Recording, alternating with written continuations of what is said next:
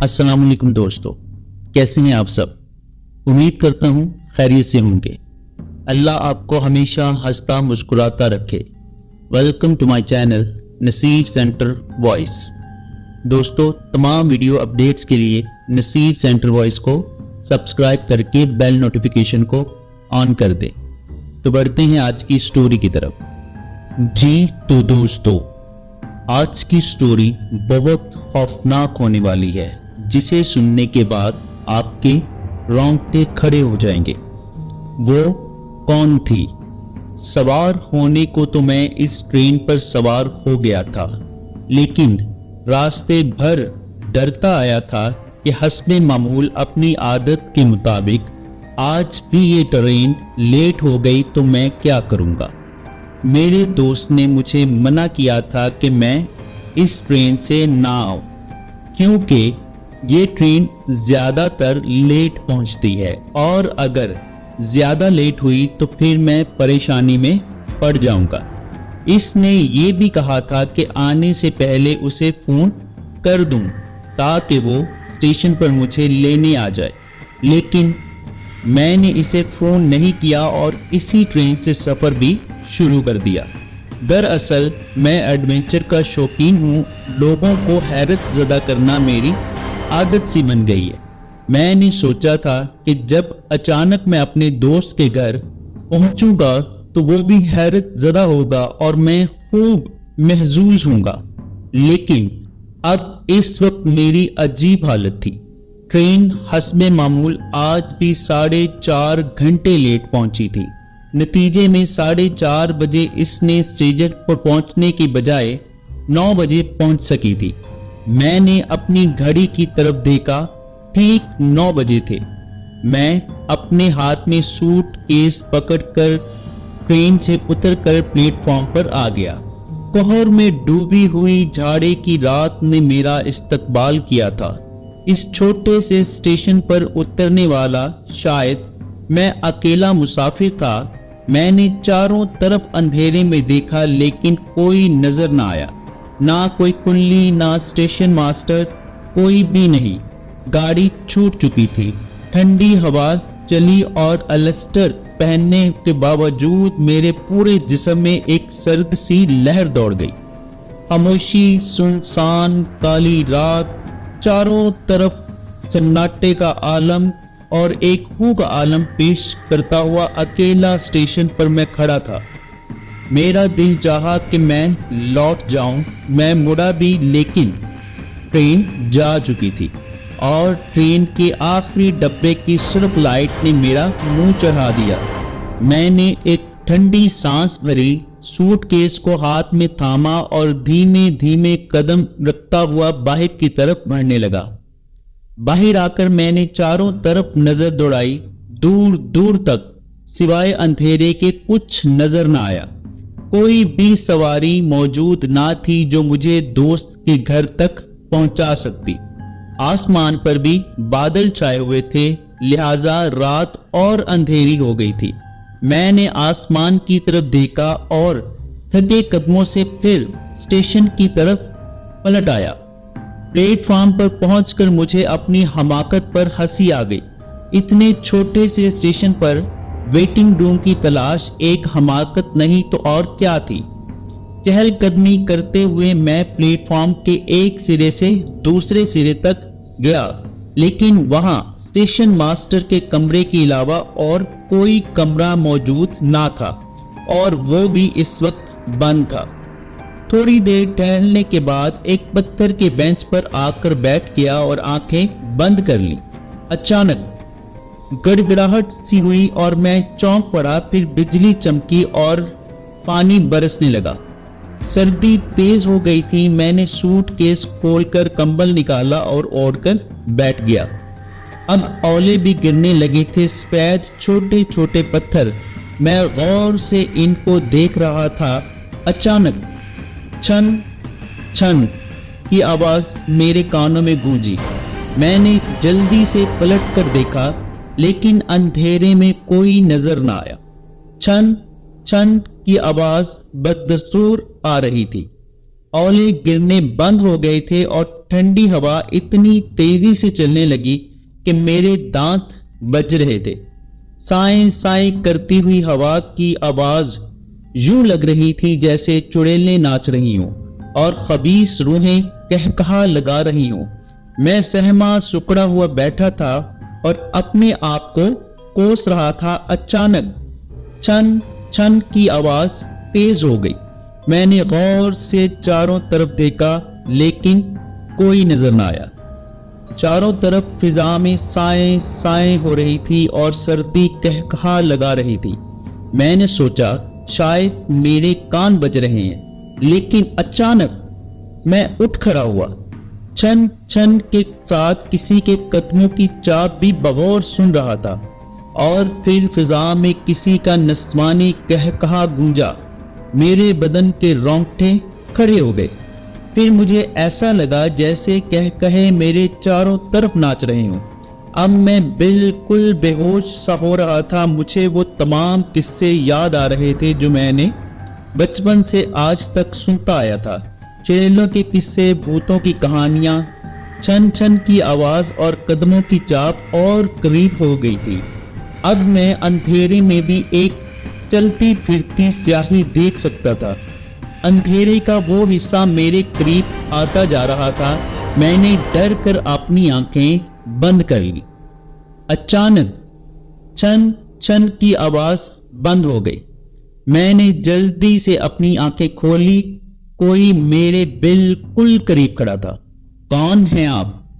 ये किसी नौजवान औरत की आवाज थी। फिर इसने टॉर्च जलाकर मेरे चेहरे को देखा और बोली, ओह कोई मुसाफिर, तुम कौन हो? मैंने डरते डरते सहमे हुए लहजे में पूछा। वो अजीब सी हंसी। मैं इस स्टेशन की मालिका हूं। क्या? हाँ, मैं मालिका हूं। देखो मेरी तरफ, इसने बड़े तीखे अंदाज में कहा। अब मैंने नजर भर कर इसकी तरफ देखा। वो खूबसूरत नौजवान लड़की थी। ज्यादा से ज्यादा 16 बरस की रही होगी।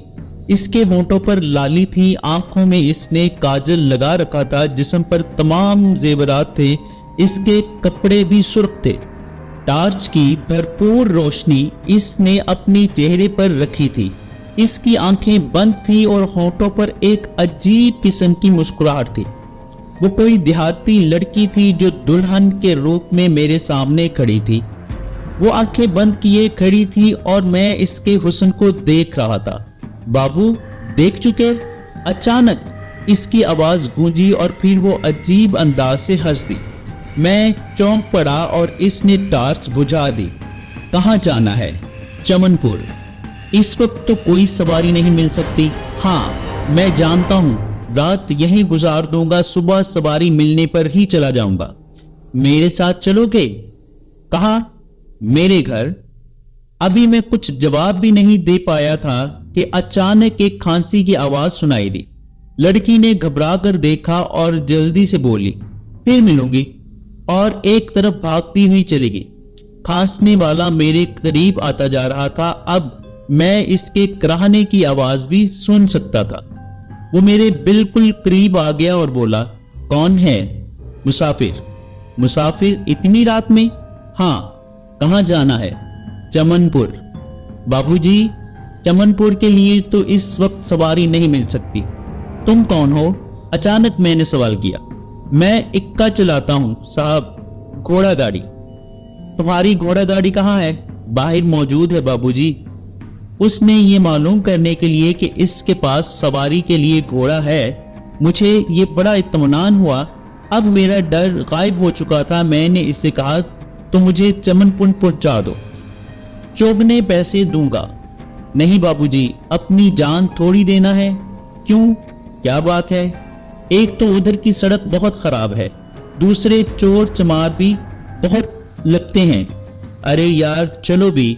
ना बाबूजी, मैं नहीं चल सकता। कहो तो बस्ती तक पहुंचा दूं। बस्ती तक? कौन सी बस्ती? यहाँ से जो सबसे करीब गांव है वो 1 मील है। कहो तो वहां पहुंचा दूं किसी के यहाँ, लेकिन वहां तो मुझे कोई जानता ही नहीं। तो रात ہمارے یہاں گزار دیں بابو جی، سردی بہت ہے۔ نہیں ٹھیک ہے، میں یہیں رہ لوں گا، جیسی مرضی سرکار آپ کی، کہہ کر وہ مڑ گیا۔ اور اسی وقت سرد ہوا کا ایک جھونکا آیا اور میری ہڈیوں تک سردی کی ایک لہر دوڑ گئی۔ میں کانپ اٹھا۔ میں نے نظر اٹھا کر دیکھا گھوڑا گاڑی والا کھانستا ہوا باہر کی طرف چلا جا رہا تھا۔ سردی اتنی زیادہ ہو چکی تھی کہ اب برداشت نہیں ہو رہی تھی، اور میں نے کچھ سوچ کر گھوڑے والے کو آواز دے دی۔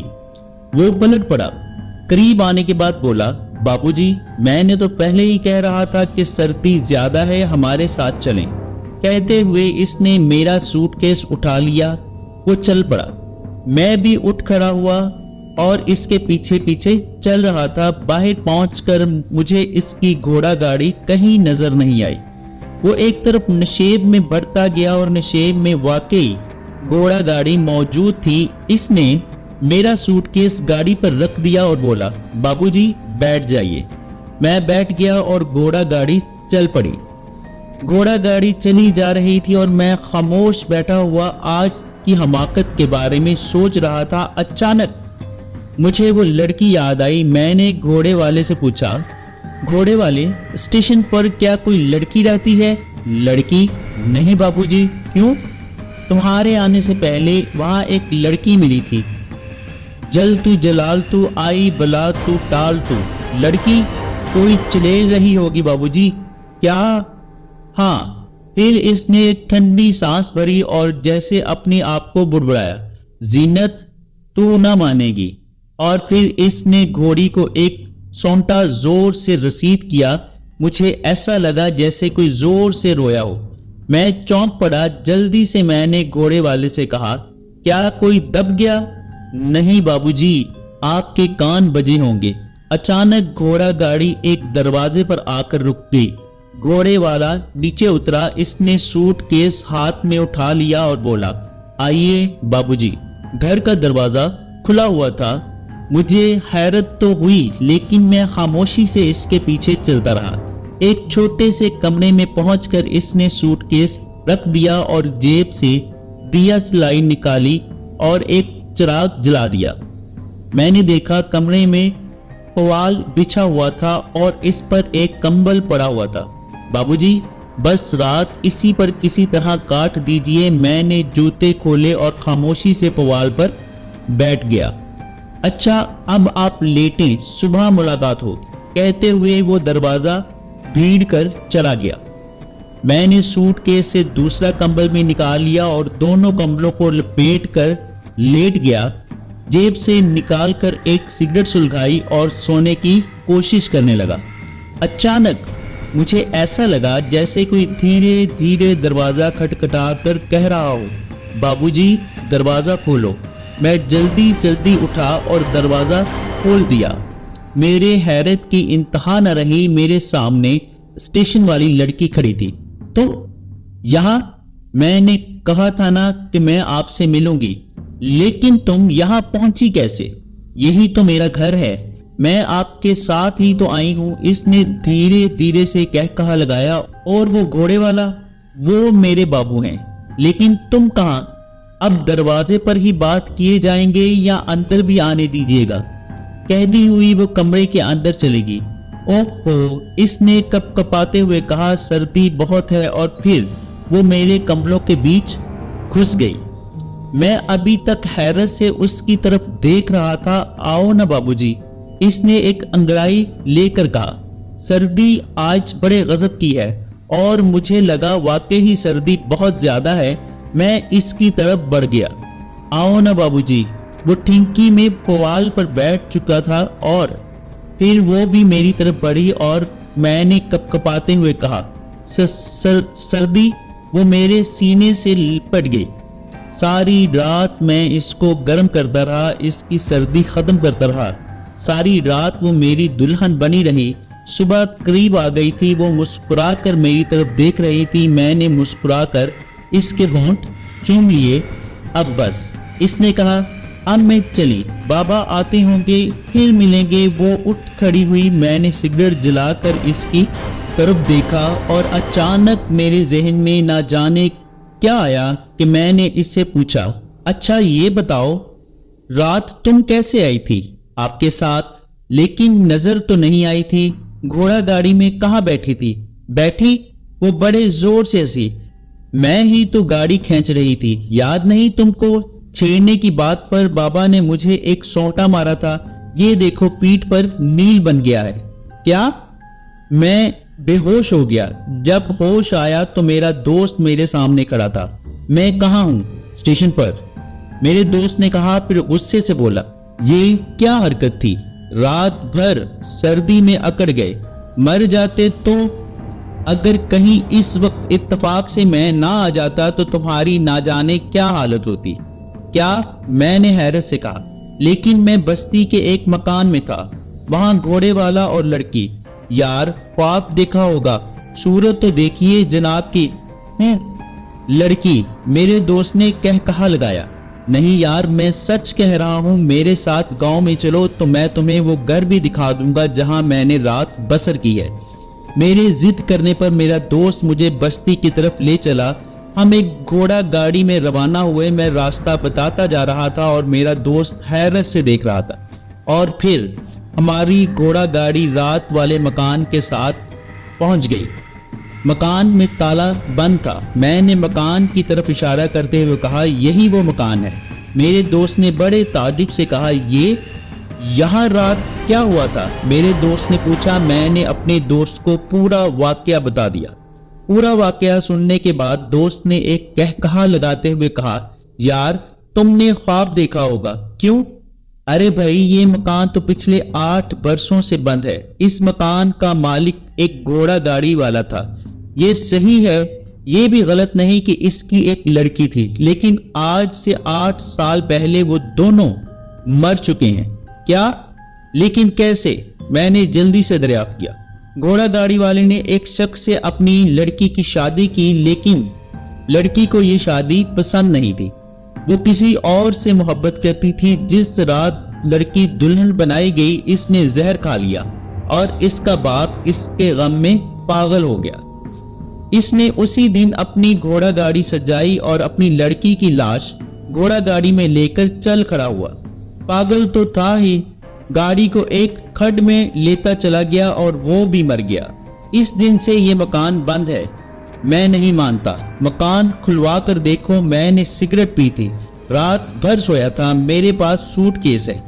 سوٹ کیس تمہارے پاس ملا تھا اور اب یہ واقعہ بھول جاؤ، میرے دوست نے کہا۔